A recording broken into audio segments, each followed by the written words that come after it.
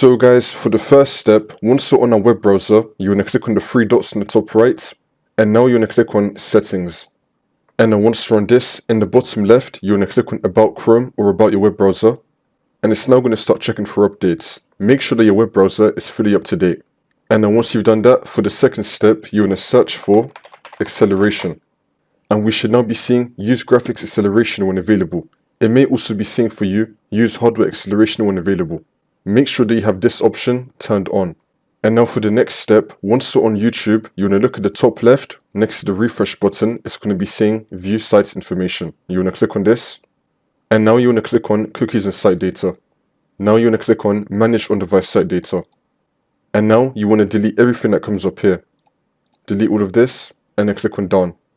And now for the next step, you want to head up with search and type in CMD. Now you want to run it as administrator. And then click on yes. And then once you're on this, you want to type in ipconfig space /flush DNS. Click on enter. And now you want to type in netsh space winsock space reset. Click on enter again. And now for the last step, you just want to restart your computer. And then that's how you do it.